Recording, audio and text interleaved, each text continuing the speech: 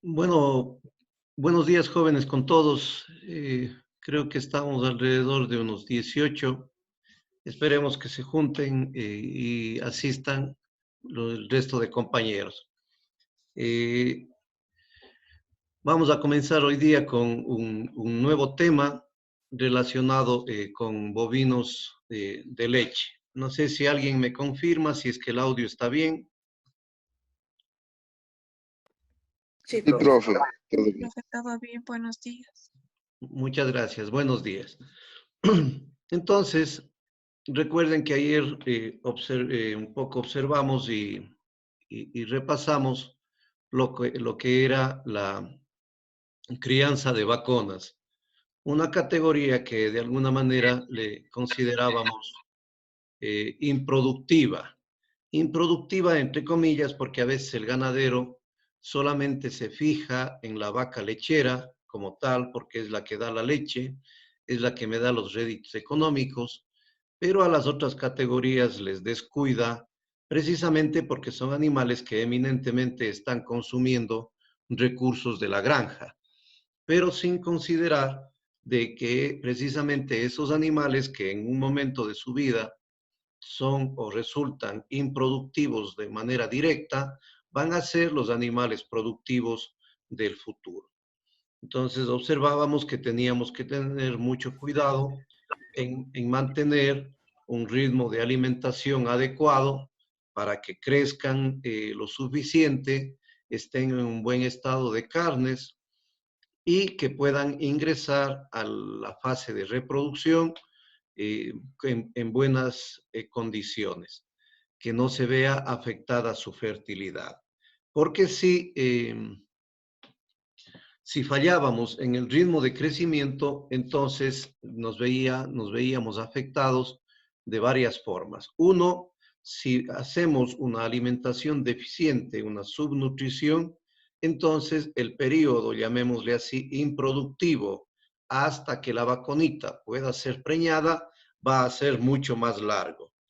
En cambio, si le queremos acelerar el proceso de la etapa en la cual ya alcance su edad y peso adecuado para la reproducción y queremos acelerar en exceso, en cambio, las vaconitas iban a engrasarse por un lado, sus ovarios no van a funcionar adecuadamente y por otra parte, lo más grave sería que afectamos el crecimiento o el desarrollo normal de la gran glándula mamaria que se da precisamente desde su etapa de ternera.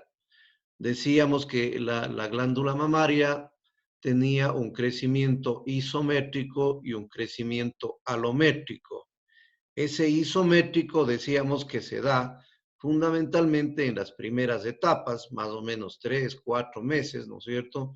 En donde la ubre o la glándula mamaria de la ternerita crece, llamémosle así, proporcional o al mismo ritmo de su cuerpo. Pero luego viene una etapa un poco en donde se acelera, llamémosle así, el crecimiento de la glándula mamaria, especialmente cuando ya alcanza la pubertad y luego mucho más cuando está ya cerca de parir, en donde sí observamos, ¿no es cierto?, que la glándula mamaria comienza a crecer mucho más aceleradamente que su cuerpo. ¿Sí? Entonces, eso podemos nosotros mucho afectar porque podemos hacer que el tejido graso invada la glándula mamaria y por lo tanto desplace a lo que es el tejido noble, al tejido productor de la leche. Esa era una de las cosas fundamentales que nosotros no debemos afectar. Por otra parte, decíamos ya en el ámbito de la alimentación y la nutrición, que las vaconitas deberían, ¿no es cierto?, tener la suficiente capacidad de consumir solo forraje y con eso suplirían sus necesidades. Pero debe ser un forraje de excelente calidad. En caso de que no sea mi pasto de excelente calidad, yo debería considerar la dotación de un sobrealimento que venga a suplir esa falta de nutrientes. Porque si nosotros solamente alimentamos con pasto y ese pasto es de mala calidad, los nutrientes igual van a ser deficitarios. Lo que la ganadería buscaba con las vacunitas es precisamente, ¿no es cierto?, que estos animales ya a los 2 años estén ya con su primera cría. Pero decíamos que en nuestras condiciones resulta un poquito medio complicado, aunque existen criadores que logran hacer que estos animalitos ya a los 12 meses, 14 meses, ya las vacunitas están en su peso adecuado y pueden entrar a la reproducción, pero que en la mayoría de los casos se prolonga mucho más, ¿sí? Y luego tenemos vacunitas que están pariendo su primera cría a los 3 años, 3 años y medio, lo cual no era muy conveniente. Entonces, nuestra meta sería que estos animales comiencen con su primer celo, llamémosle así, a los 12 meses, a los 14 meses, 15 meses, ¿no es cierto? Para nosotros, 15 más 9 de gestación, ya podamos tener una cría a los 2 años de edad. Recuerden que habíamos dicho que más o menos el peso para la reproducción era que estos animalitos tengan ya su 60% en promedio de su peso adulto, es decir, de su peso cuando ya las vacas son adultas y que su peso adulto total alcanzaban más o menos al tercer parto. Recién ahí están alcanzando su peso total. De ahí ya no van a pasar. ¿Sí? Eso un poquito como repaso de lo que vimos el día de ayer. Ahora vamos a entrarnos a otra parte fundamental que ustedes muy bien pueden manejar como un factor motivante para los ingenieros agrónomos, es el hecho, por ejemplo, que en los otros países, Argentina, Chile, con asombro yo he visto de que quienes se especializan más en reproducción bovina son los ingenieros agrónomos. Es decir, son los que manejan muy bien esta parte de reproducción bovina y no son los veterinarios que están más volcados hacia lo que es la parte zootécnica directa y también la sanidad animal. Entonces, es un campo que ustedes no han explorado en el país, no se explora para el ingeniero agrónomo. Sin embargo, ustedes estarían en la capacidad suficiente de entender esta línea que pudiera ser una línea de trabajo muy bien ejecutada por la parte de la ingeniería agronómica. Entonces, recuerden ustedes que sin reproducción no hay leche. Es así de definitivo. Sin una reproducción y un control adecuado de la parte reproductiva de las vacas, simplemente no hay partos, no hay ternero y por lo tanto no hay leche. Eso es lo crítico.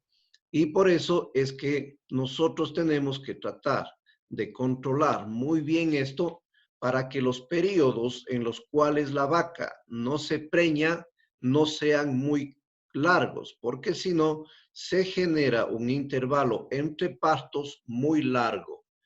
Y la parte de mayor producción lechera se da en los 3 primeros meses, ¿sí? Ahí es donde el ganadero comienza o gana su rentabilidad, porque después, normalmente la vaca, ya en el quinto mes, en el sexto mes, ya la vaca más bien normalmente comienza a bajar su producción de leche. Entonces, lo que nosotros tenemos que sacarle el máximo de provecho en cada lactación, en cada parto, es precisamente en los primeros meses en donde el volumen de leche individual de cada vaca es mucho más alto. Entonces, ahí una de las razones por las cuales nosotros tenemos que preocuparnos de preñar a las vacas a un tiempo racional después de que éstas hayan parido. Ahora, un poco para entender, ¿no es cierto?, la dinámica de la reproducción bovina, tenemos que conocer cómo funciona su ciclo estral, que se llama, o su ciclo sexual, u otros le llaman su ciclo estrual, ¿sí? Es decir, hay esas varias denominaciones que tranquilamente nosotros podemos utilizarles como sinónimo.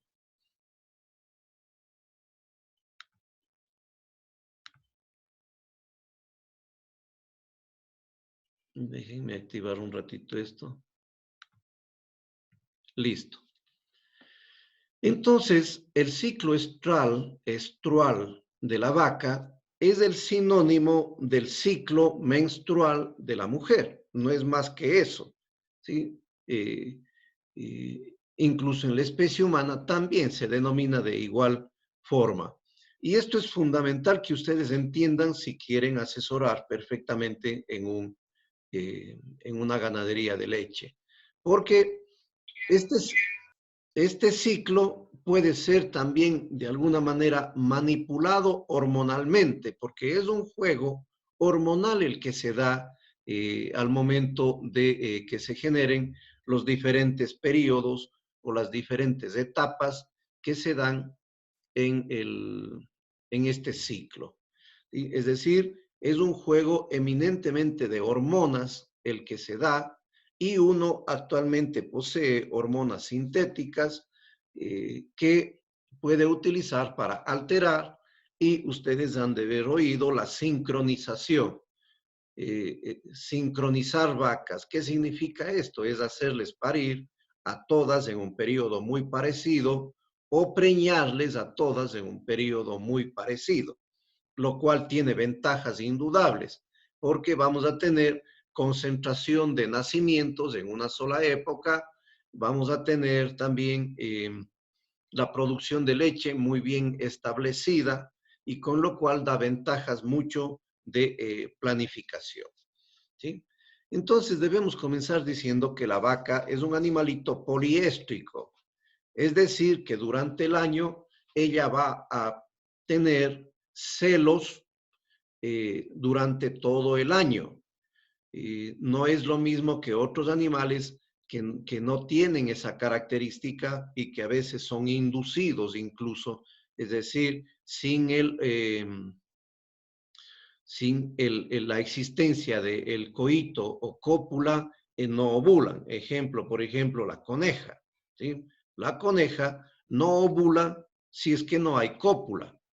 En cambio, la vaca es un animalito poliéstrico que se llama espontáneo, es decir, que ovula sin la necesidad de la cópula o un estímulo adicional. Simplemente su ciclo va dándose regularmente y va ovulando espontáneamente, ¿sí? Esa es una de las primeras cosas que tenemos que aprender. Y luego de eso, más o menos, ¿no es cierto?, se va presentando un ciclo cada 21 días. Hay rangos que dicen 19, 21, e incluso aquí les he puesto un rango mucho más largo, 17, 24 días, que se da el celo de la vaca. Pero normalmente se habla entre 19 y 21 días, que es el periodo mucho más regularmente, 21 días, en los que se da un celo, ¿sí? Es decir, que va dándose regularmente. Otra cosa que tenemos que entender es que el ciclo estrual de estos animales se da por fases o tiene etapas. Las etapas, ¿no es cierto?, que tiene este ciclo, comencemos, ¿no es cierto?, desde el estro, desde el celo, luego de este estro tiene un metaestro, luego tiene una fase larga que ya vamos a ver por qué es, que es el diestro, y luego tiene un proestro, que es la fase inmediatamente anterior a presentar nuevamente un celo. Por lo tanto, las etapas de este ciclo son el estro, metaestro, el diestro y el proestro, ¿sí? Todas estas van a estar reguladas por diferentes hormonas en las cuales prevalece la una sobre la otra, ¿sí? Y miren la duración, para que den el número de días, ¿no es cierto? En la parte baja tenemos el proestro, que más o menos dura de 3 a 4 días. Luego de eso tiene el estro, que dura aproximadamente un día. Luego tenemos la fase, el metaestro, que son otros 3 a 5 días, y el diestro, que les decía, es la etapa más larga, ¿sí? Que dura más o menos 10 a 12 días. Si sumamos, vamos a ver que más o menos nos van a dar, ¿sí? unos 19 a 21 días en las cuales se va dando todos estos cambios hormonales. Y además de eso, por la influencia hormonal, se ha dividido también, ¿no es cierto?, el ciclo en esto que se llama la fase luteal, ¿sí? Esta larga que se llama fase luteal y que está precisamente englobada en el diestro. Y arriba tenemos, en cambio, una fase folicular, ¿sí? Que fundamentalmente está dado por otra predominancia hormonal y que está considerado de alguna manera el proestro, el celo y parte del metaestro, ¿sí? Entonces, vamos ahorita a ver, en cambio, cómo funciona esto de las hormonas, ¿sí? Bueno, comencemos, ¿no es cierto?, en el estro. Iniciemos en esta parte. El estro, conocemos nosotros que es la etapa del ciclo en donde la vaca, por un lado, va a ovular y va a estar receptiva a la cópula o receptiva a la inseminación artificial, ¿sí? Cualquiera de las dos formas que nosotros queramos llegar hacia el proceso reproductivo. Ahí está un poco regido por hormonas como, por ejemplo, los estrógenos, ¿sí? Estos estrógenos que precisamente son los encargados de preparar, llamémosle así, por una parte, la mucosa uterina, es decir, el útero, para que pueda el futuro embrión pueda ahí implantarse. Por otra parte, es la que predomina para que la vaca nos muestre signos de que está en celo. Ya vamos a ver cuáles son ellos, un poco de moco filante por la comisura de la vulva, se hincha un poquito la vulva, se pone la vaquita más inquieta, es decir, se da ese comportamiento que tiene muchísimo que ver con la predominancia del estrógeno. Pero también, ¿no es cierto?, inmediatamente antes de la ovulación hay el predominio de una hormona que se llama luteinizante, ¿sí? Que comúnmente le dan con las siglas de LH, ¿sí? Le ponen ahí LH. Y el nombre completo es hormona luteinizante. ¿Qué es lo que hace esta hormona luteinizante y por qué existe un pico de alta luteinizante en la sangre? Porque esta hormona es la que incrementa la presión dentro del folículo, ¿sí? Y hace que éste se reviente, como una bomba de carnaval, ¿sí? Hace que se reviente ese folículo y al reventarse ese folículo, deja salir el óvulo, o mejor llamado ovocito. Es lo que se está dando aquí, lo que intenta, ¿no es cierto?, representar eso. Entonces, aquí están presentes estrógenos, ¿no es cierto?, fundamentalmente, más luteinizante, un pico antes de la ovulación, y por lo tanto se rompe el folículo y deja salir el ovocito. Con la ovulación prácticamente diríamos que está terminándose esa fase del estro, porque la ovulación generalmente se da al final del estro. Es por eso que la recomendación para inseminación artificial es que si yo encuentro a las vacas en celo en la mañana, yo tengo que inseminar en la tarde. ¿Por qué? Porque tienen que pasar esas horas para yo tener mayor probabilidad de que la vaca ya ovuló y se puede juntar más efectivamente con el espermatozoide. Y si es que yo encontré a la vaca en la tarde en celo, tengo que inseminar en la mañana del día siguiente, ¿sí? Entonces, esa es una norma que se sigue cuando se insemina los animales. Entonces, una vez que se terminó, ¿no es cierto? Esto, ya la vaquita entra en la otra fase que se llama del metaestro. En esta fase del metaestro, ¿no es cierto?, comienza de alguna manera a funcionar o a generarse un relleno, llamémosle así, de ese hueco que quedó, ya vamos a ver una gráfica, de ese hueco que quedó por la ovulación, por la rotura del folículo y la salida del óvulo.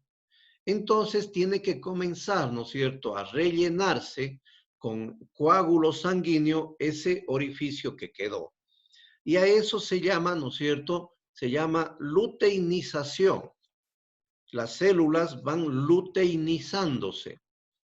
Y eso, ¿no es cierto?, hace que se vaya generando una estructura ya en el diestro, que es esta negra que está ahí, y que se va generando lo que se llama el cuerpo lúteo, ¿sí? También se le llama cuerpo amarillo, porque precisamente tiene una coloración amarilla. Ahora, ¿cuál es la función de este cuerpo lúteo? Este cuerpo lúteo tiene la función de generar otra hormona que se llama progesterona, ¿sí? Esta hormona progesterona lo que hace precisamente es un poco evitar que funcione otra hormona que va a llevarnos hacia el crecimiento de un nuevo folículo. Ya cuando estemos en el proestro vamos a explicar, ¿sí? Es decir, es la que le avisa al cuerpo si es que la vaca está preñada o no está preñada. Si está preñada, le dice, oye, está la vaca preñada, por lo tanto, ¿no es cierto?, no dejes que entre nuevamente a otro ciclo, porque tiene que mantener la preñez.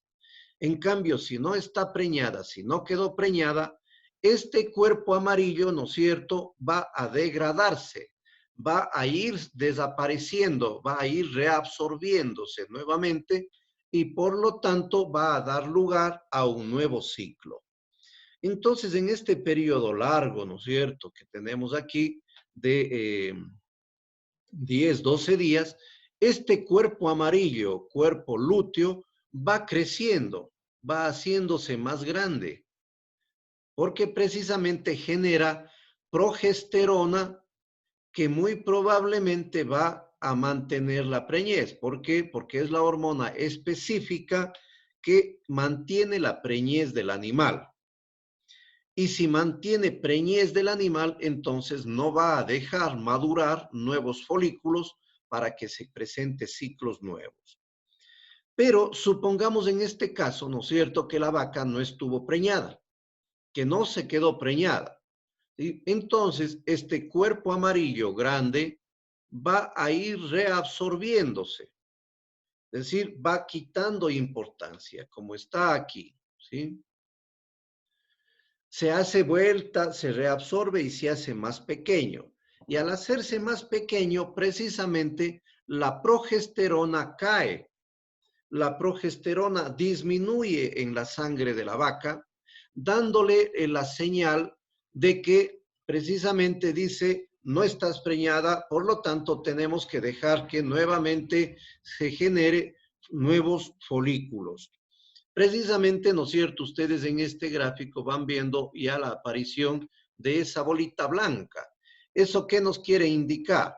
Quiere indicarnos que al final del diestro, como ya el cuerpo lúteo se reabsorbió y se transformó en otra estructura que se llama cuerpo blanco o cuerpo albicans, ¿sí?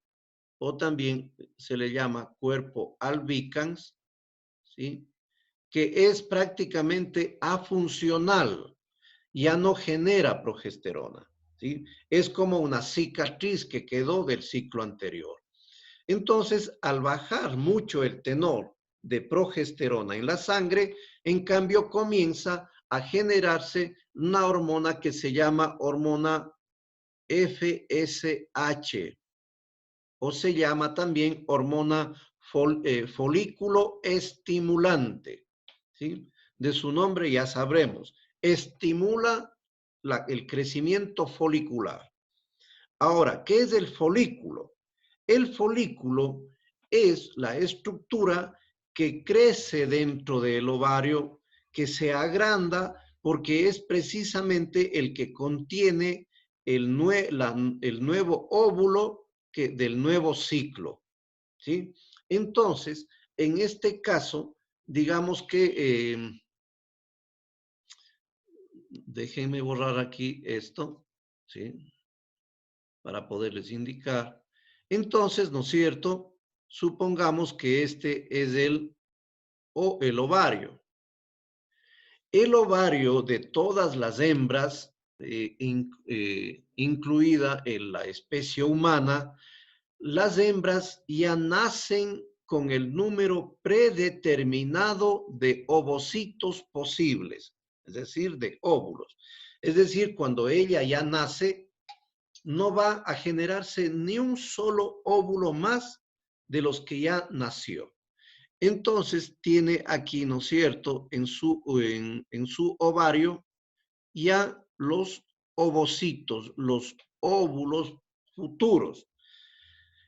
¿Qué pasa cada ciclo? Cada ciclo se da una fase que se llama de reclutamiento, ¿sí? ¿Qué significa esto de reclutar? Entonces, la naturaleza, ¿no es cierto?, dice, perfecto, en este ciclo vamos a coger estos dos de aquí, ¿sí? Y esto se da por ondas foliculares.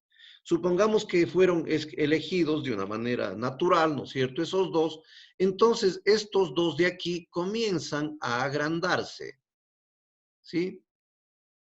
Pero llega un momento en el cual solo uno, la mayoría de las veces, solo uno prevalece. Por lo tanto, el otro, ¿no es cierto?, el otro que estaba creciendo junto simplemente se fue, desaparece, es reabsorbido, llamémosle así. Y este que fue elegido comienza a desarrollarse grandemente. Se va haciendo como una ampolla de un quemado, por ejemplo, ¿sí? Tiene esa apariencia, ya vamos a ver la fotografía. Entonces, ¿no es cierto?, va creciendo de folículo primario, folículo secundario, folículo maduro, folículo de Graf también que le llaman, y precisamente es el que ya tenemos acá en esta fase, ¿sí? El nuevo folículo que va a reventarse. Y ese crecimiento se da por la hormona FSH, hormona folículo estimulante fundamentalmente, ¿sí? Al estar ya el folículo crecido, entonces pasa ya del proestro y entra nuevamente al estro, en donde este folículo va a reventar, ¿no es cierto? En cambio, por la acción de la hormona luteinizante, y va a dejar salir, ya, ¿no es cierto? Se genera prácticamente una fosa, como tenemos aquí, ¿sí? Se genera una fosa y deja salir al óvulo, ¿sí?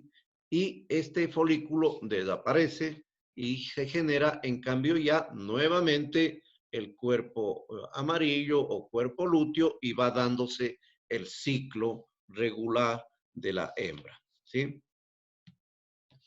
En esta lámina podemos observarles un poco estas estructuras, ¿sí? Si comenzamos desde el estro, desde el final del estro, vemos aquí, ¿no es cierto?, que se generó, miren ustedes, estos son ovarios, los que están en la fotografía al lado derecho. Esos son ovarios que están en el diferente ciclo. Miren ustedes, aquí, si ven esa región hemorrágica, esta de aquí, es precisamente donde se produjo la ovulación. Se rompió el folículo, ¿sí? Explotó el folículo y dejó salir el ovocito o el óvulo. Miren, en la siguiente fase no puede quedar hecho así una herida, llamémosle así fácilmente, no puede quedar así. Por lo tanto, las células, ¿no es cierto?, comienzan ahí a aparecer y se llama luteinizarse. Por eso es que en la siguiente fase, ¿no es cierto?, se forma, miren ustedes, esa es la continuidad, ¿ya? Se genera ese que se llama, en cambio, el cuerpo lúteo o cuerpo amarillo, que nos va a generar progesterona. Este regularmente es el cuerpo, ¿no es cierto?, que va a mantener la preñez, porque es un gran productor de progesterona. Y la progesterona, repito, es la encargada de mantener la preñez en la vaca o en los animales en general. Entonces se generó esa estructura que se llama cuerpo amarillo o cuerpo lúteo. Si es que la vaca queda preñada, se mantiene por todo el periodo de la preñez. No quedó preñada, entonces ese comienza a reabsorberse. Miren ustedes, ¿no es cierto? Aquí es el mismo, ¿sí? Pero ya mucho más pequeñito. Ya casi que reabsorbido completamente. Por lo tanto, pierde la capacidad de generar progesterona, no manda progesterona a la sangre y por lo tanto el cuerpo se reconoce como no preñado. Al reconocerse como no preñado, entonces se da, ¿no es cierto?, se forma, ya desaparece prácticamente llamándose cuerpo blanco o cuerpo albícalis. Y luego, no es que en este mismo sector se provoca, ¿no es cierto?, el crecimiento nuevo, sino que en otro lado del ovario ya comienza este proceso, ¿sí? Esa bombita de agua que ustedes le ven ahí, ese es el nuevo folículo. Dentro del folículo está el ovocito o el óvulo, ¿sí? Entonces, al tener ya un crecimiento folicular, pasamos nuevamente, ¿no es cierto? Aquí funciona la FSH y luego pasamos ya a la fase, ¿no es cierto?, de acá, que viene a ser prácticamente el estro, en donde funciona con un pico la LH y va a hacer nuevamente explotar a esta bombita de agua que se llama folículo, ¿sí? Entonces, miren, esos cambios son los que se dan prácticamente en el ciclo estrual de todas las hembras, ¿no es cierto?, mamíferas, ¿sí? Entonces, no sé si está medio complicado, hay preguntas, sabe haber muchas preguntas en este capítulo, así es que si tienen preguntas, que me hagan para poderles aclarar.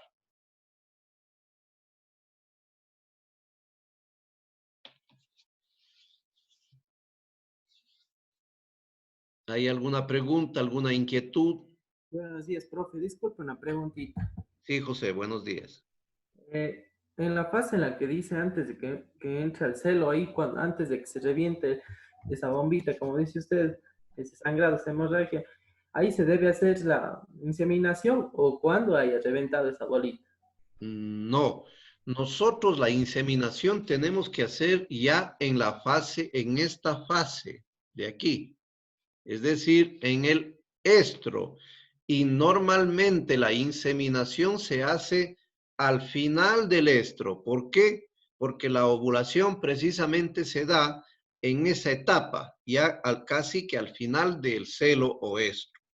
Por eso decíamos que la inseminación, cuando se utiliza, nosotros encontramos a la vaca en celo en la mañana y tenemos que inseminar en la tarde.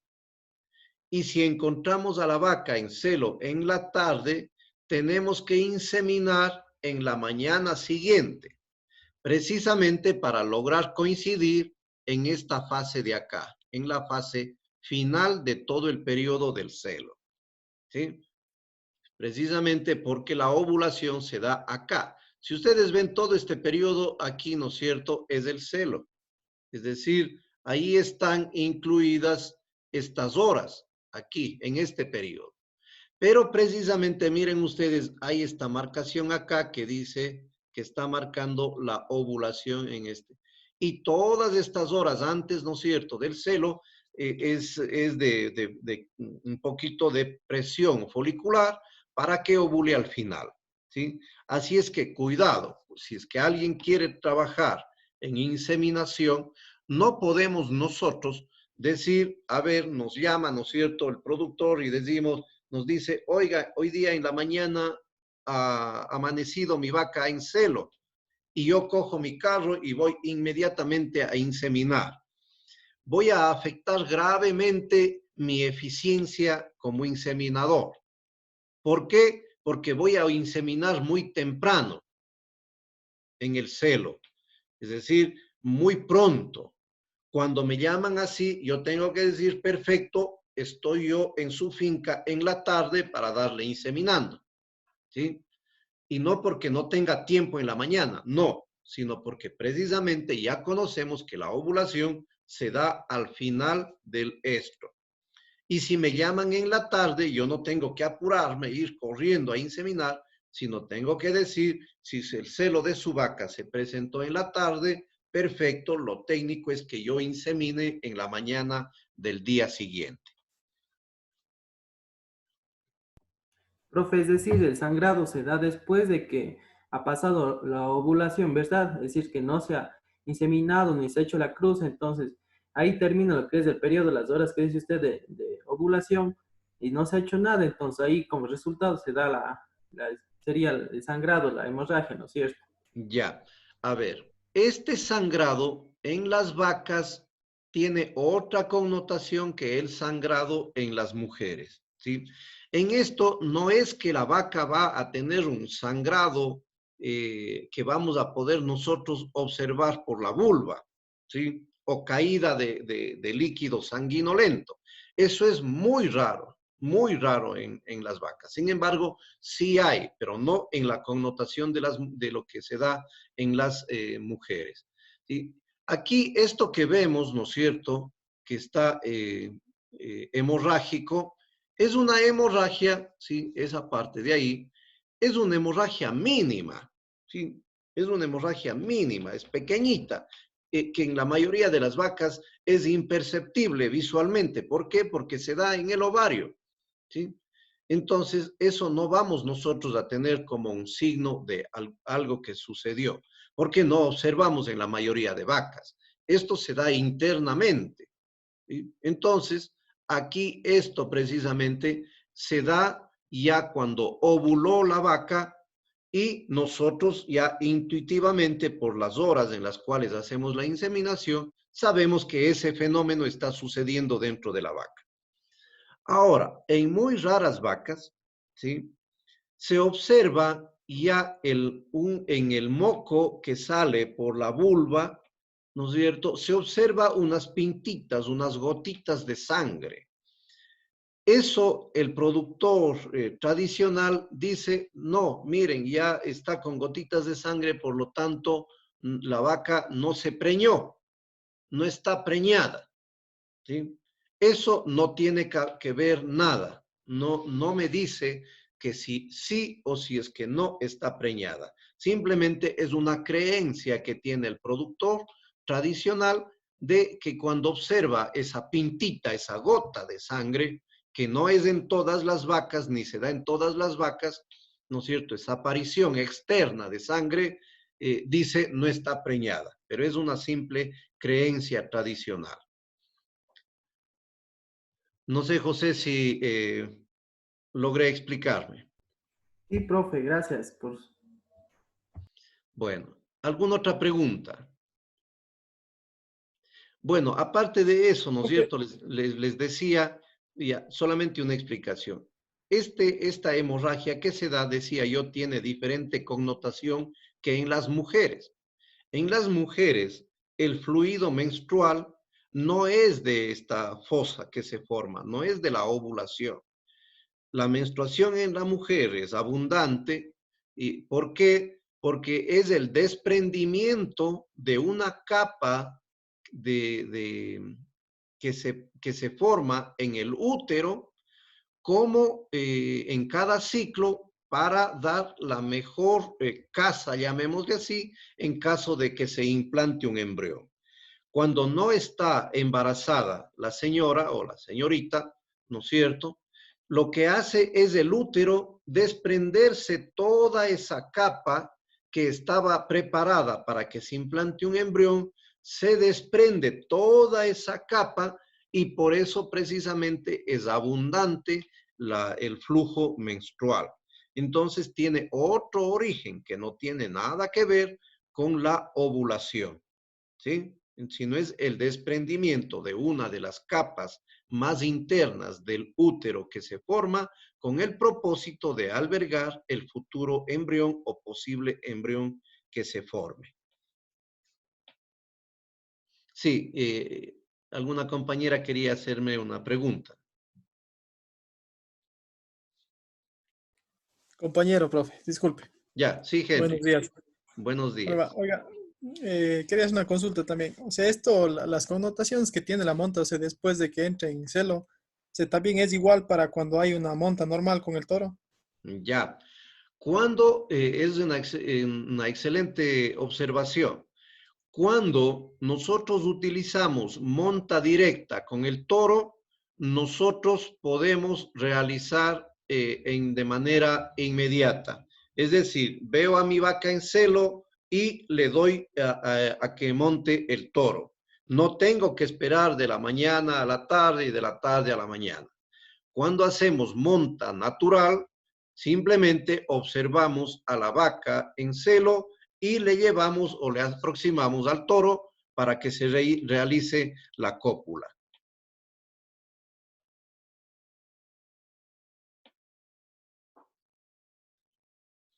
Ya, gracias. Ya. ¿Alguna inquietud más?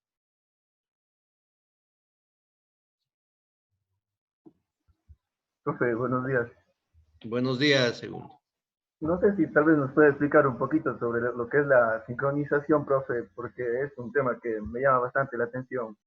Ya. Vamos a intentar a darles los principios y si es que les interesa a todos podemos preparar unas láminas para explicarles de mejor manera porque hay varios protocolos que nosotros podemos utilizar, ¿sí? Por el momento les voy a comentar el más rutinario, llamémosle así, ¿sí? ¿En qué consiste la sincronización? La sincronización precisamente consiste en hormonalmente, a través de la inyección de hormonas, ¿sí? Alteramos, llamémosle así, el ciclo que se da naturalmente. La mayoría de protocolos lo que hace que es, ahorita que con la primera explicación que les di, ¿cuál es la estructura que frena el ingreso a un nuevo ciclo? Vayamos como quien repasamos, vayamos recordando. Que dicen, ¿cuál es la estructura que les dije yo que es la que frena al cuerpo para que se presente un nuevo folículo? La estructura amarilla, profe. Exactamente, ¿no es cierto? Entonces, el cuerpo amarillo o cuerpo lúteo es la que está frenando, es esta, ¿no es cierto? Por lo tanto, la mayoría de los protocolos de sincronización hacen ¿qué? Hacen de meter, llamémosle así, o de incorporar hormonas para que este cuerpo se reabsorba más rápidamente. Es decir, no le deja los 12 días, 10 días que sobreviva, sino hace que a través de la inyección este cuerpo se reabsorba rapidísimo, ¿sí? Al reducir este cuerpo, estamos, ¿no es cierto?, baja la progesterona e inmediatamente comienza ya a generarse un nuevo folículo. ¿Por qué digo que hay varios protocolos? Porque se utiliza elementos que se llaman luteolíticos. De lúteo lítico, que más o menos es, ¿no es cierto?, lúteo de luteal, de cuerpo lúteo, y lítico de destrucción.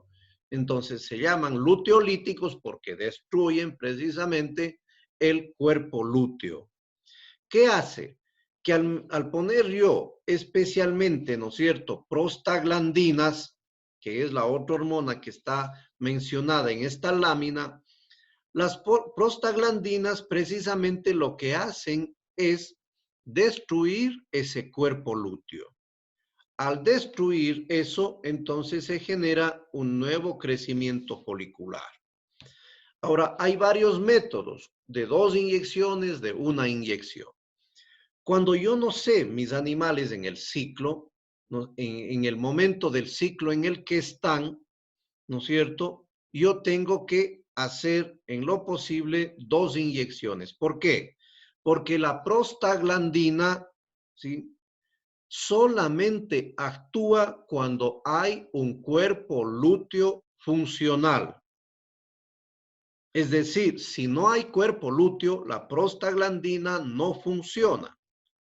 Por lo tanto, una primera inyección al día 0, ¿no es cierto? Yo digo, a ver, hoy día yo tengo 20 vacas que están ahí. Por una parte, tengo que estar seguro de que ninguna está preñada, porque si no, causo aborto con la prostaglandina, porque voy a destruir el cuerpo lúteo y voy a hacer que la vaca comience, deje de producir progesterona. Entonces tengo que estar seguro que todas mis vacas no están preñadas. Y con esa seguridad digo, perfecto, voy a sincronizar. Como yo no sé en qué momento del ciclo estarán en este o en este, no sé, entonces, ¿no es cierto?, yo pongo la primera inyección al día 0. Luego de esa inyección, van a entrar en celo solamente aquellas vacas que tenían esta estructura, ¿sí? Solamente aquellas que tenían cuerpo lúteo, que se llama cuerpo lúteo funcional, ¿sí? Las otras vacas que estaban en este periodo de acá o en este periodo de acá, no les va a hacer absolutamente nada, ¿sí? Entonces, esta inyección, luego de 3 días en promedio, esas vacas ya van a estar en celo. Por lo tanto, tengo un primer lote de vacas que pueden ya ser inseminadas. Aquellas que entraron en celo, ya no les vuelvo a poner yo prostaglandina, ¿sí?, sino aquellas que no entraron en el celo, les pongo una segunda inyección de prostaglandina, porque en ese tiempo ya esas que estaban en ese periodo, luego de 9 días que hago la segunda inyección, ya estoy seguro de que ya ellas tienen un cuerpo lúteo, porque ya ovularon, ya creció el folículo, y por lo tanto ellas también ya generaron un cuerpo lúteo funcional. Entonces, como ellas ya generaron, ¿no es cierto?, con la segunda inyección ya les cogí en el momento preciso para la segunda inyección. Entonces, en ellas se va a dar el mismo proceso de reabsorción del cuerpo lúteo y todas ellas van a entrar ya en celo. Por lo tanto, es sincronizado. Es sincronizado en un periodo aproximado de 15 días. Y sé que todas ellas, o el gran porcentaje, porque casi nunca se tiene el 100% de eficiencia, digamos que el 80% de ellas van a tener partos luego de los 9 meses en promedio en un lapso de 15 días o 20 días más o menos. ¿Sí? Entonces, ese es un protocolo que se sigue con rutinariamente, y es el más común, con prostaglandina. Hay otro método, en cambio, que utiliza progesterona. Y ustedes ya entenderán por qué. Porque el momento en el que yo pongo implantes de progesterona, lo que hago es colocarles a toditas las vacas como un cuerpo lúteo artificial. Es decir, hago con el implante que yo pongo, estoy haciendo y generando un cuerpo lúteo, ¿sí? Un cuerpo lúteo artificial. Esto, estoy diciendo a la vaca, oye, te estoy poniendo progesterona. Por lo tanto, al ponerle progesterona, estoy haciéndole que se retenga el ciclo. Y luego de unos días, ¿no es cierto?, que más o menos son 12 días, se retira el implante. Se retira el implante y le estoy artificialmente dándole la orden que disminuya la progesterona. Al disminuir la progesterona que le estaba poniendo, ¿no es cierto?, a través del implante, inmediatamente el cuerpo reacciona generando una onda folicular. ¿Sí? Entonces, ese es el principio con el cual se maneja la sincronización en estos animalitos.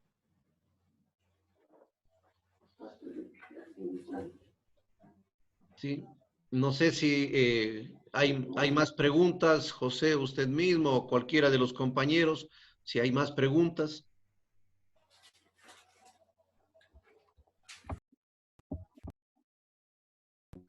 Profe, y disculpe, ¿cómo se hace la inseminación? Bueno, la inseminación artificial, ya eso es otra especialidad que ustedes pudieran tranquilamente hacer. La inseminación no es, digamos, no es más que un proceso, ¿no es cierto?, en donde uno carga en una pistola que se llama de inseminación artificial y carga el semen a través de una pajuela correctamente descongelada, y eso uno lo que hace es meter la mano por el recto para ubicar el cérvix, es decir, el cuello del útero. Y la pistola de inseminación, que es como un sorbete largo, lo que uno hace es meter y traspasar el cuello del útero. Y una vez que está traspasado el cuello del útero, uno coloca el semen en un punto que se llama el punto del inseminador. Una vez que está ahí, ¿no es cierto?, uno coloca el semen que es diluido y simplemente retira. ¿Sí? Retira la pistola, se da un masaje y eso es lo que se realiza en el proceso de inseminación artificial. Podemos, si quieren, les preparo también un videíto sobre inseminación artificial para que vean más o menos cuál es el proceso que se hace en la inseminación. Y que de hecho es otro campo en los cuales muchos ingenieros agrónomos pueden trabajar, ¿sí?, mediante inseminación. Profe, sería una buena opción que nos dé también ese tipo de asesoría o de enseñanza. Ya.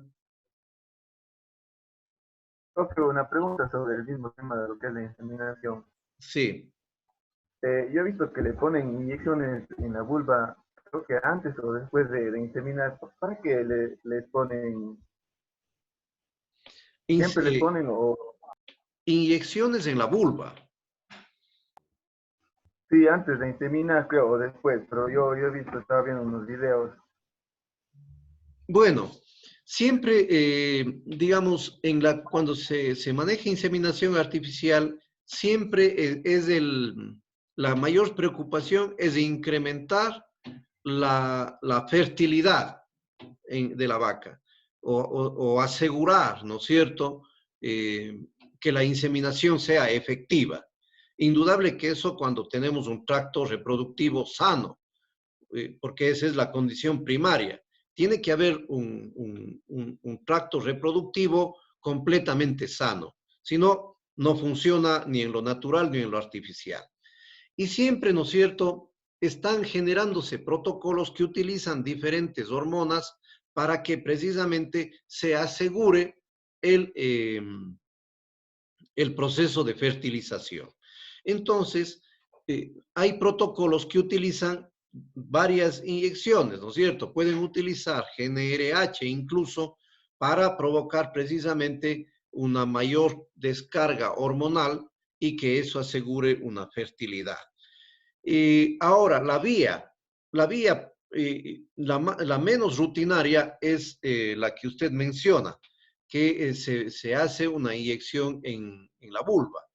Y más que en la vulva, se hace una inyección en la mucosa vaginal, del vestíbulo vaginal, ¿sí?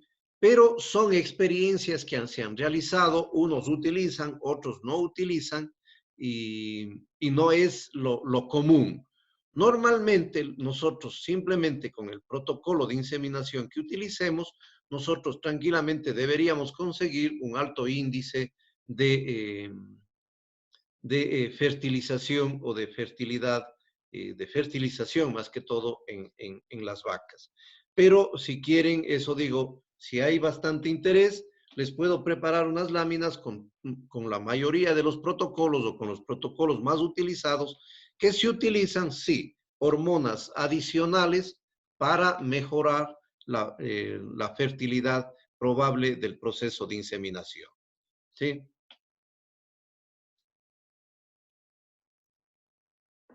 Ahora, esas inyecciones normalmente se hacen intramuscular.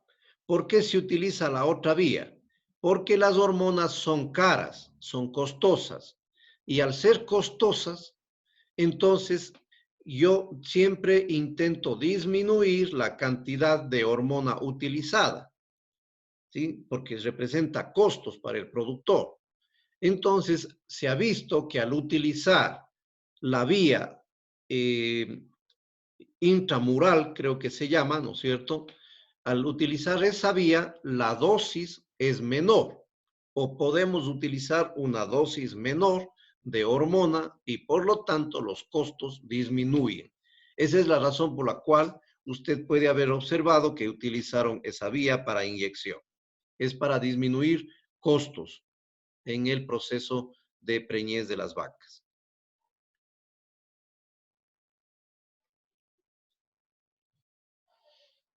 ¿Algo más?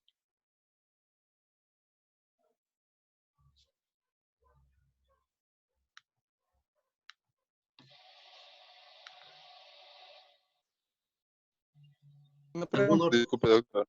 Sí. Bueno, garantiza siempre, o sea, la fecundación cuando se hace in vitro, ¿cierto? Pero si es que por alguna razón se cogió un poquito antes, ¿hay cómo volver a hacerle otra inseminación ahí mismo? No sé, para garantizar más, no sé.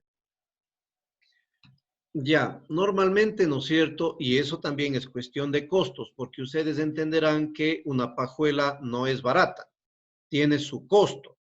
Y normalmente, si yo escojo de toros muy certificados, el costo de pajuela es alto, ¿sí?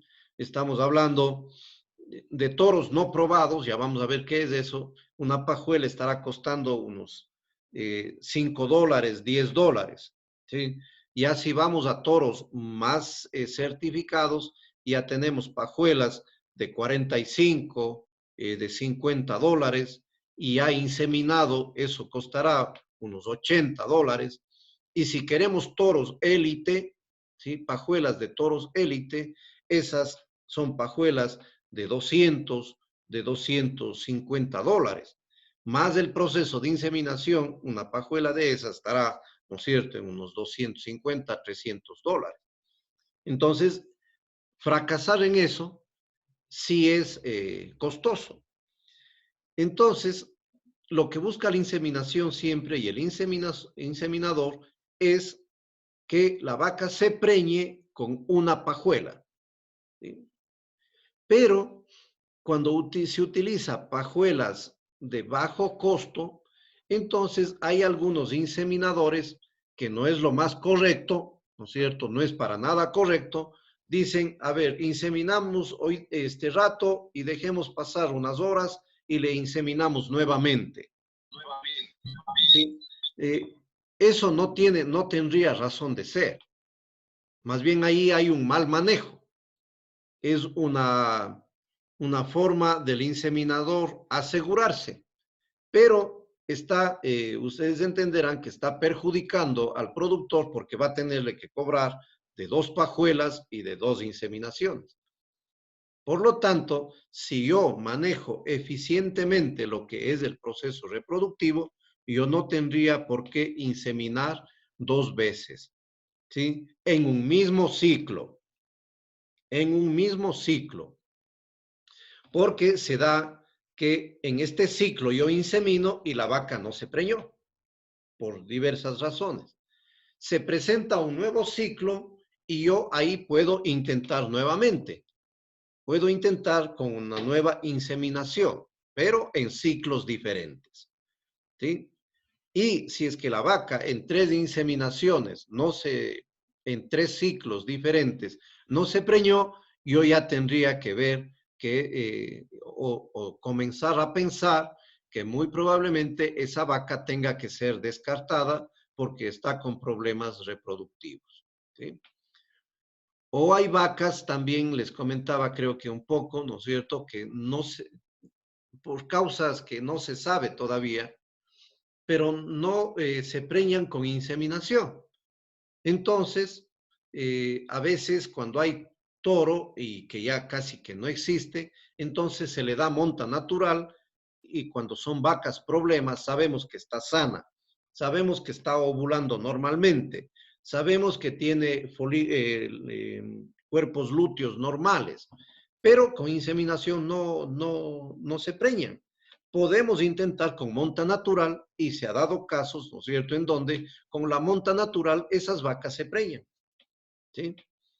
Entonces, ustedes entenderán que el inseminador está muy propenso a fracasos si es que no realiza correctamente. Puede poner muy temprano la pajuela o puede descongelar mal o puede que las pajuelas no estuvieron bien conservadas o puede ser que no le chequeé a la vaca correctamente o puede ser que no logré traspasar correctamente el cuello del útero. Es decir, son errores ya de inseminador más que de vaca. ¿Sí? No sé, Cristian, si esa era la pregunta. Sí, doctor, sí era la pregunta. Entonces, o sea, tiene que ver mucho con la mano del inseminador. Exactamente, exactamente. Por eso que un buen inseminador es una persona reconocida, ¿sí? No cualquiera puede inseminar a la buena de Dios, porque el inseminador tiene que conocer el punto exacto donde colocar el semen y no observando, sino con el tacto, con la mano, ¿sí? Tiene que saber descongelar eficientemente las pajuelas. Tiene que saber conservar eficientemente las pajuelas de inseminación. Tiene que saber correctamente armar la pistola de inseminación, ¿sí? Entonces, mucho tiene que ver, a veces, la mayoría de las veces, mucho tiene que ver con la calidad profesional del inseminador. Claro está que a veces nos aprovechamos y decimos, no, la vaca es la mala. Es decir, más fácil es echar la culpa a la vaca que al inseminador, ¿sí? Y los mejores inseminadores es gente que está todos los días inseminando. Yo, por ejemplo, he tenido inseminadores que son los mayordomos de las haciendas. Pero ¿por qué ellos son los mejores inseminadores? Porque ellos todos los días están, mete la mano a la vaca, insemina, mete la mano a la vaca e insemina. Es decir, son los que tienen la mayor práctica, la práctica diaria de inseminar, ¿sí? Entonces, ahí sí vale el dicho de que, ¿no es cierto?, la práctica hace al maestro. No hay mejor inseminador que aquel que está inseminando todos los días. Yo puedo salir de la universidad, ¿sí? Pero al comienzo de mi práctica profesional, yo tuve muchísimos fracasos con inseminación artificial, ¿sí? ¿Por qué? No tenía práctica. Salí de la universidad sin práctica de inseminar, ¿sí? Entonces, me daban largo aquellos mayordomos de Hacienda que inseminaban ya muchos años. Entonces, eso sí cuenta mucho en la eficiencia.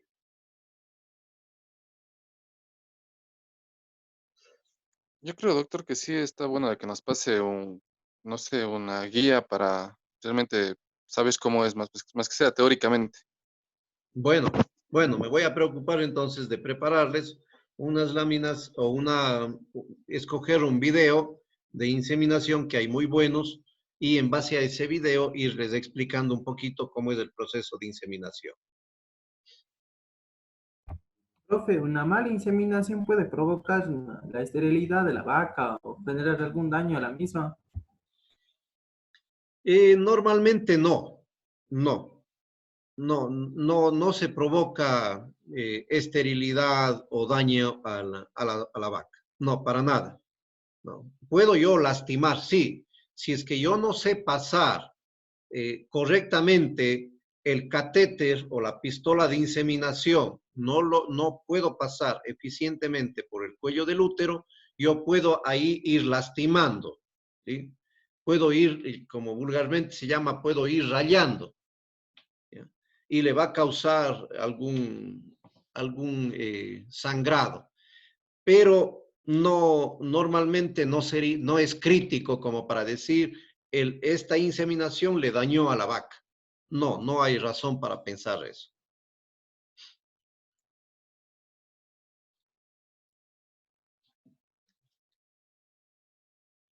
Bueno, ¿algo más? Doctor, Sí.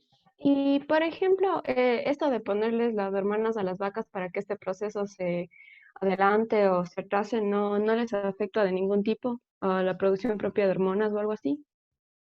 Ya, no, está comprobado que no causa mayor trastorno digamos, no causa trastorno en la naturalidad, llamémosle así, del ciclo estrual de la vaca. Porque si no, nosotros dejamos de utilizar, la vaca simplemente retoma su ciclo normal a través de su propia producción hormonal. ¿Sí? Al menos está comprobado que no afecta normalmente en la normalidad de la vaca. ¿Sí? Gracias. Ya. Bueno, este es un grafiquito que les he logrado poner, ¿no es cierto?, para que ustedes vean más o menos cómo se mueven las hormonas fundamentales. Indudable que hay otras hormonas que funcionan, que están presentes en el ciclo, pero estas que están aquí son las fundamentales. Miren aquí, aunque está muy... sí logran leer la que está en la parte superior. Sí se logra visualizar bien. Sí, profe, sí Sí, se ve. doctor. Ya. No, Entonces yo aquí lo leo. que intenta, ¿no es cierto? Miren ustedes, aquí está un estro y aquí está otro estro, ¿ya? Es decir, está aquí graficado de celo a celo, es decir, está todo un ciclo. Miren ustedes, ¿no es cierto? ¿Cómo se va dando el movimiento? Miren, la progesterona, ¿no es cierto? Que es esta línea que estoy marcando. Miren, ¿no es cierto? Luego del celo, que decíamos que se forma el cuerpo lúteo, miren cómo tiene la subida, ¿sí?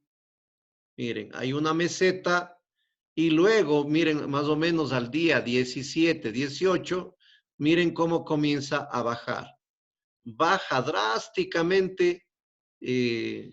¿Para qué? Tiene que bajar drásticamente para que el cuerpo se reconozca no preñado y comiencen a funcionar las otras hormonas, ¿ya? Y miren el comportamiento de la FSH, en cambio, que es la línea punteada. Les voy a poner con otro color, ¿ya? Miren, esta de aquí, ¿sí? Esta, ¿no es cierto? Miren cómo es la FSH. Más o menos durante todo el ciclo, ¿no es cierto? Tiene normalidad, digamos, constancia, está constante, más o menos, ¿no es cierto? Con pequeñas ondas, ¿sí? Y miren que ya cuando baja la progesterona, esta hormona, la FSH, miren, antes de la ovulación, inmediatamente sube, ¿no es cierto? ¿Por qué? Porque esa es la que decíamos que nos lleva a que se madure el folículo, ¿ya? Miren, ¿sí? Madura el folículo y luego también baja.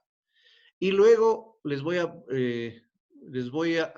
indicar voy a borrar esta, y les voy a indicar, en cambio, la luteinizante, que decíamos que es la hormona que de alguna manera incrementa la presión del folículo para que éste reviente.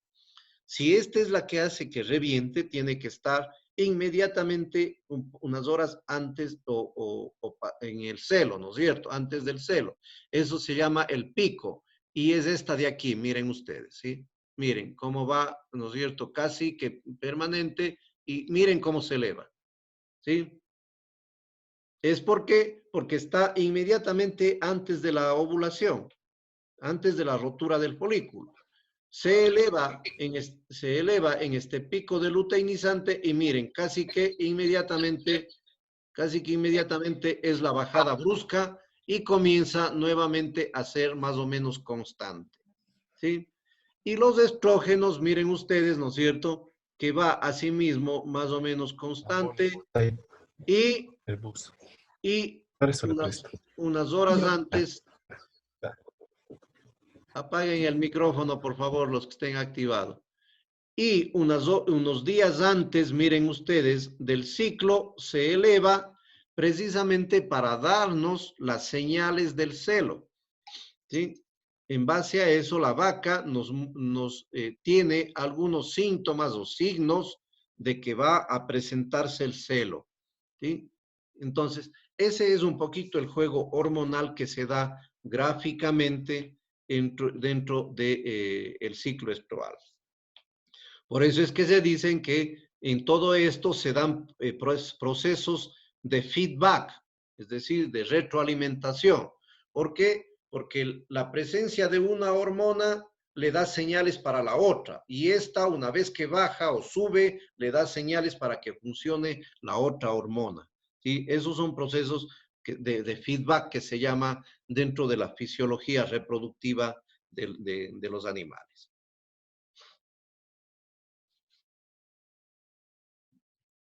Bueno, está claro hasta ahí.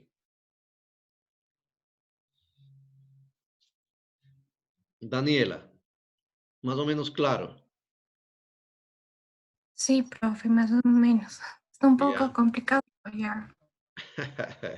Bueno, ya un poquito viendo las láminas se les va a aclarar. Y Sí, si hay un poquito de complicación, podemos ir explicando. Luego de que hayan leído, hayan querido entenderle, podemos seguir con las curiosidades que puedan existir, tranquilamente. ya, profe, gracias. María Fernanda, ¿usted qué me dice?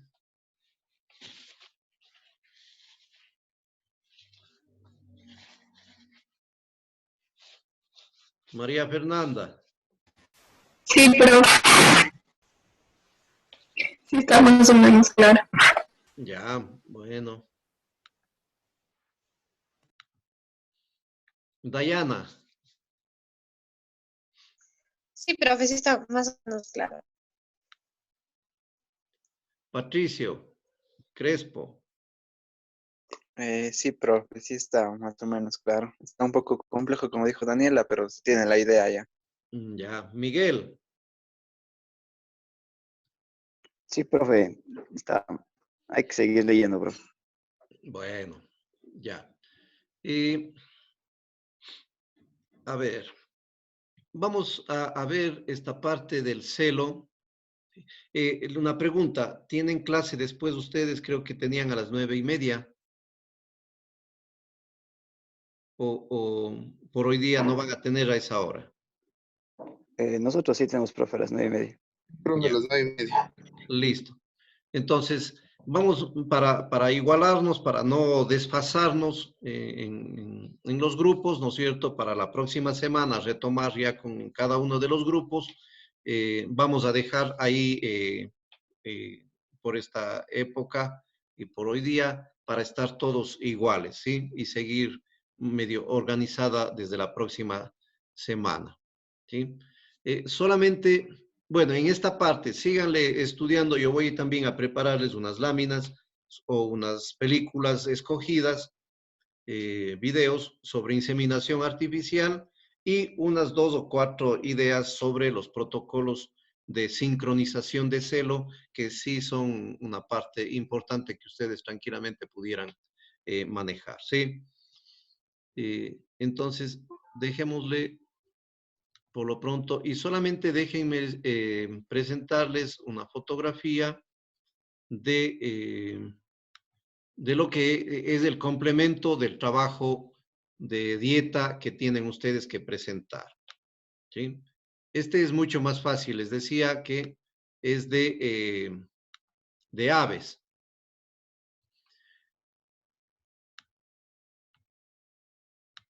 A ver, este es el cuadrito, ¿no es cierto?, que ustedes pueden utilizar para determinar las necesidades nutricionales de los pollos de engorde, ¿sí? Miren ustedes que aquí está, ¿no es cierto?, determinado pollitas.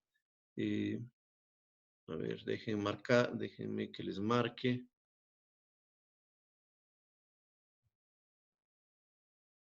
¿Sí están viendo la fotografía?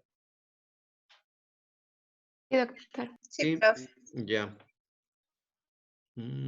Déjenme. Vamos a ver, se me perdió el lápiz. Bueno, para marcarles, ¿ya? Entonces, miren ustedes, ¿no es cierto?, cómo aquí tenemos las diferentes etapas. Pollitas de 0 a 6 semanas, crecimiento, etapa de crecimiento, pollos de engorde. Sí, con eso vamos a manejarnos.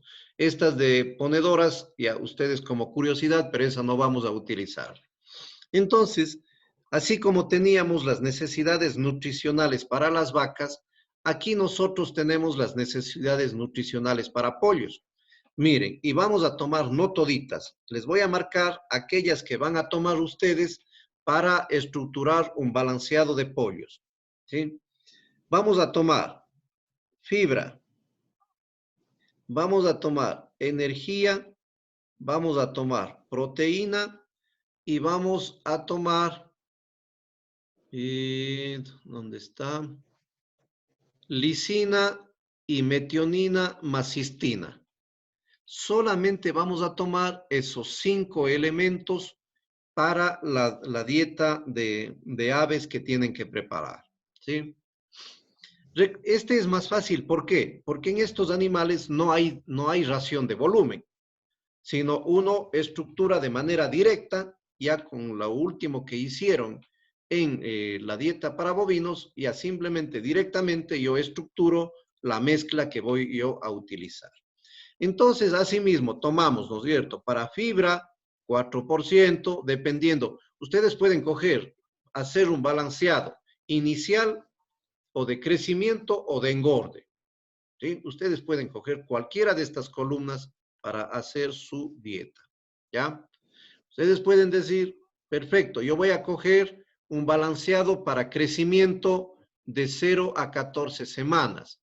Entonces, mis requerimientos, el balanceado tiene que tener 6 de fibra, 2.700 a 2.800 de energía metabolizable, tiene que tener un 16 a 18% de proteína, tiene que tener 0.62 de metionina más cistina y 0.90 de lisina, ¿sí? Esos son los requerimientos, ¿ya? Y luego de esto, tienen que conseguirse unas tablitas de composición bromatológica para aves. Recuerden que no podemos utilizar las mismas de vacas. ¿Por qué? Porque cada animal puede absorber los nutrientes y digerir de diferente forma, ¿ya? Entonces, esto ustedes eligen, con los nutrientes simplemente van y arman la tablita que veníamos haciendo para, creo que tengo por aquí, a ver, Cálculo de ración. A ver. Y luego simplemente hacemos, déjenme salir de aquí. Y vamos a ver si logro abrirle.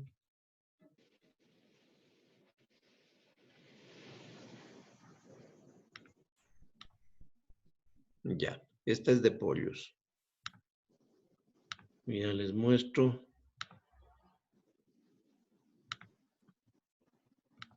Ya.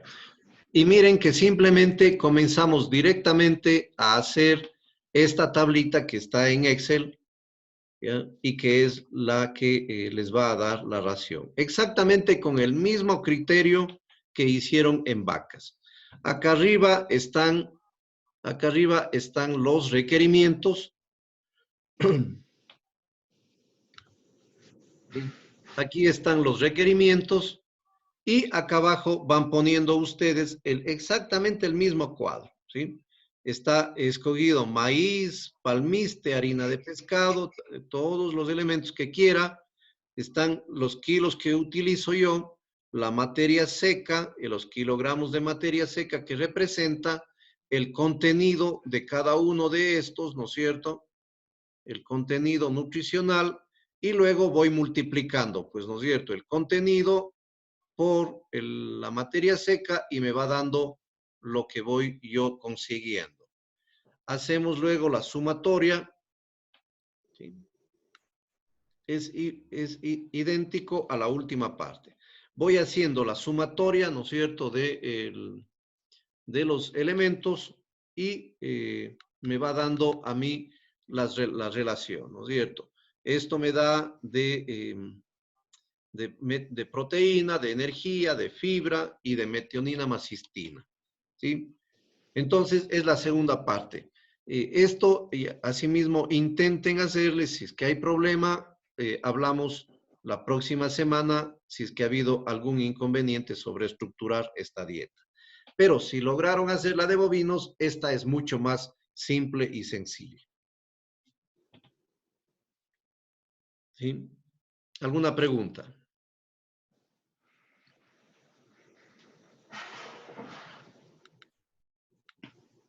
¿Estamos claros?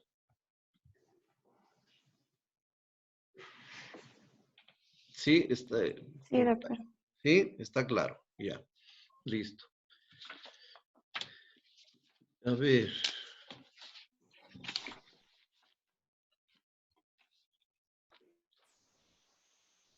Profe, ¿puede subir esa base de datos para poder fijarnos y poder hacer el trabajo? Claro que sí, sí, ya igual les subí la de bovinos, ¿sí? Entonces, igual para subirles, pero eso digo, es exactamente igual a la última parte de lo que es bovinos. Ya. Y chicos, para la próxima semana vamos a tener una parte evaluatoria de lo que corresponde. Creo que es la crianza de terneros y crianza de vaconas. ¿Sí? Esa parte creo que está de evaluar. Vamos a tener entonces una evaluación en la primera clase de la próxima semana, ¿sí? Ya de acuerdo a cómo nos toque las clases. ¿Estamos de acuerdo? Ya, profe. ¿Ya? Sí, Hecho, Inge. jóvenes. Cualquier duda, ya saben, ya sea por el e-virtual, por el correo, por el WhatsApp, tranquilamente y sin ningún recelo, me llaman, me comunican y podemos encontrar el canal para auxiliarnos. Hecho. Sí, doctor, gracias. Hecho, chicos, que tengan un buen día.